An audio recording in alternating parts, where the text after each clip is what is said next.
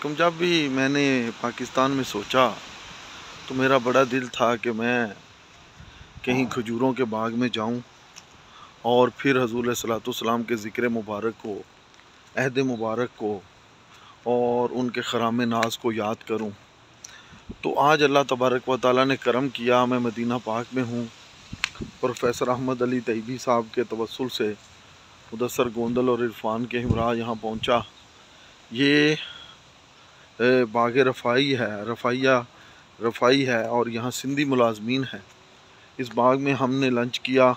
मस्जिद कुबा और मस्जिद जुमा के दरमियान में ये जगह है और इसमें कुआँ 1400 साल पुराना, इसमें खजूर के बड़े पुराने दरख्त। इस बाग से रसूलुल्लाह सल्लल्लाहु अलैहि वसल्लम की खुशबू, उनकी यादों की खुशबू, उनके असहाब की खुशबू, उनकी बातों की खुशबू, उनके खराम नाज की खुशबू हर सू फैली हुई नज़र आ रही है। या रसूल अल्लाह, आप खजूर से प्यार करते थे, ये दीवाना खजूरों के बाग में फिर रहा है। या रसूल अल्लाह, आपके नक्शे पा की तलाश है ना।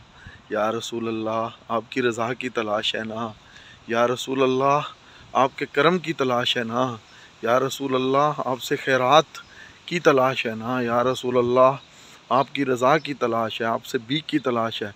ए बादशाहों के बादशाह, तेरी एक एक राह गुज़र को चूम रहा हूँ, दिन गुजार रहा हूँ और तुझे याद कर रहा हूँ। अब तो करम कर दीजिए शाह। आप ज़रूर इस बाग में आए होंगे या करीब से गुज़रे होंगे।